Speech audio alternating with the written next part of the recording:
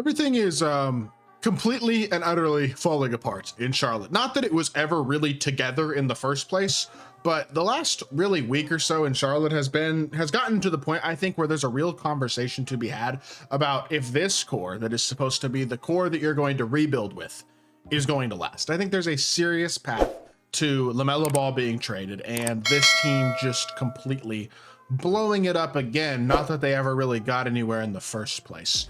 And I'm kind of going to give my thoughts as to why I think that's going to potentially happen. And basically the not do or die position, but the decision that the Hornets absolutely have to make the rest of the season and this summer. So before we hop into it, if y'all haven't already, make sure you hit that subscribe button. Trying to get to 2,000 subscribers. Would really appreciate it if y'all do subscribe. Without further ado, let's hop right into it. So first things first, Bobby Marks today comes out and says that LaMelo Ball, yeah, he is intended to be the face of the franchise, but they have a new ownership group. They have a new front office. There's a whole cast of different decision makers than were around in 2023 when LaMelo signed his extension. And he comes out and says, with a full year to evaluate, Jeff Peterson will need to decide if Ball is a foundational player or someone they should explore moving for significant draft compensation and players.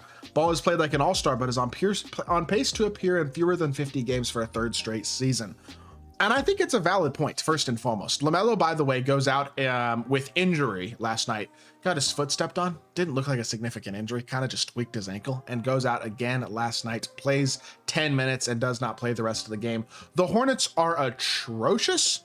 And they just had the disaster of a Mark Williams trade that wound up getting rescinded because he failed his Lakers physical. Apparently has some significant physical issues. Obviously hasn't played a lot in his first 3 seasons. He's another guy who's significantly injured, but apparently there's some significant physical issues there as well. It looks as though the Hornets basically tried to pull a fast one on the Lakers and get rid of Mark Williams for value while he still had it, which clearly, number one, hurts their standing in the league. And then they talk about how excited they are to welcome Mark Williams back as the starting center on the team and all that type of stuff. But they then are trying to explore ways to dispute the rescinded trade. They're trying to make the trade go through because they're trying to get value for Mark Williams as much as they can. Now, they're not going to succeed. It is up to the teams who are trading for the players. It's up to their individual discretion whether or not a player passes their physical, basically. So this league's going to side with the Lakers is basically the way everything sounds. But what is happening is their front office is becoming known as untrustworthy around the league because of this situation. Their draft picks, guys like LaMelo Ball, Brandon Miller, and Mark Williams, cannot stay healthy.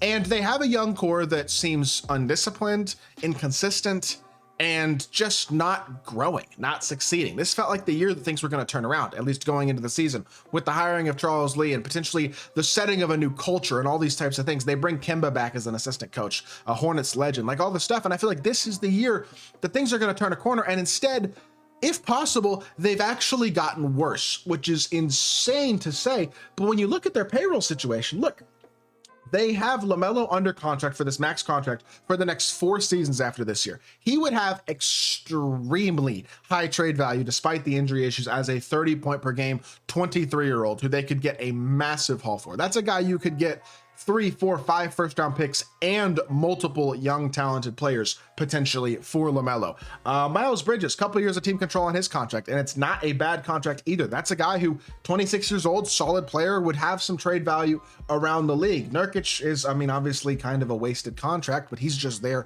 next year as an expiring, and they'll be able to trade that expiring next year in potentially some sort of cap conglomeration deal to acquire more assets. And the one thing that the Hornets have done a good job of is acquiring draft assets. So if they want to move on from LaMelo Ball, which in my opinion would probably be the wrong decision still, but if it were a decision that they wanted to explore, they have a lot of draft capital already, and between LaMelo and Bridges, they have 2 guys that are going to be able to bring in quite the haul of draft capital in the future as well. Now, Saloon looks to have been a terrible draft pick this year. Mark Williams can't stay healthy and looks like he isn't probably long-term going to be the guy at the center position for this team. Brandon Miller has a significant hand injury and looks like he's going to miss the rest of the season, and I wonder if it's something that's going to impact the future of his career in any way. Grant Williams is out for the year. Josh Green is nothing more than a rotational wing. Yusuf Nurkic is a terrible contract. Josh Okogie, nothing more than a rotational wing at best.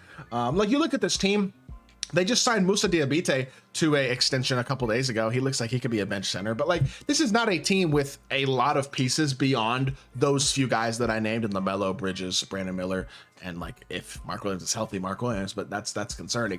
They don't have a lot to build off of besides those guys. So if they don't think LaMelo is the answer and the guy they want to build around, you could really acquire a ton of draft assets, considering they already have a lot of draft assets. A 2025, they have their own 2025 first because it's lottery protected, and it'll convey as 2 second-round picks, the 2026 second-round pick and 27 second-round pick. They're going to keep their first-round pick this year, so they won't have seconds next year, but that's fine.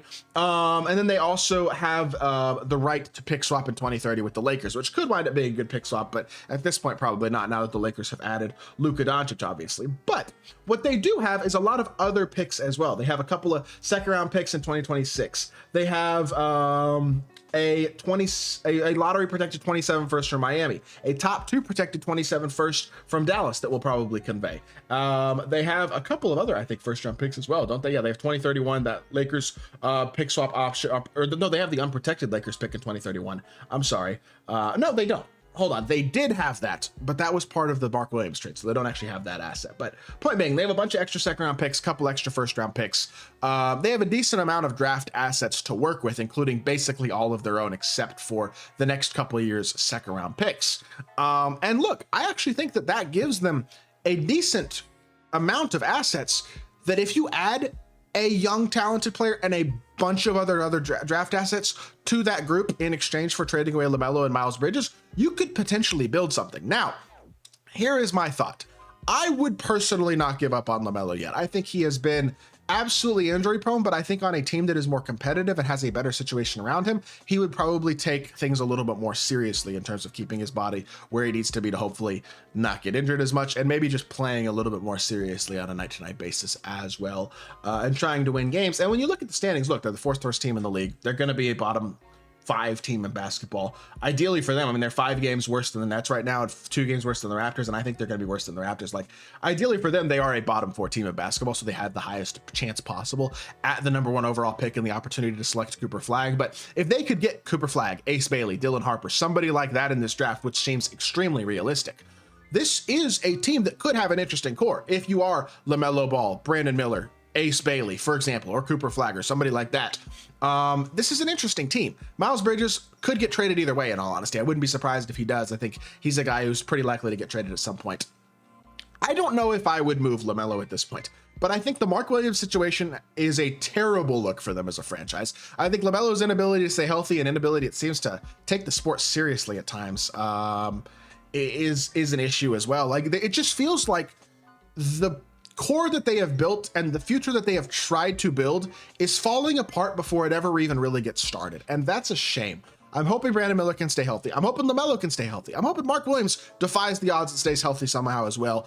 We'll see what happens. I hope this team turns things around, but right now, it's a disaster in Charlotte, and it's going to be fascinating to watch this team for the rest of the season and into the offseason to see the direction that they choose to go as a franchise with the assets that they do have, and whether they choose to acquire more or try to upgrade the roster and build around LaMelo. We'll see what happens. It's going to be an interesting story to watch nonetheless. So with that being said, that's going to do it for the video. I hope y'all did enjoy. If you did, make sure you hit that like button, leave a comment, and subscribe. I'll be back with more NBA content very, very soon, and I appreciate y'all. Peace.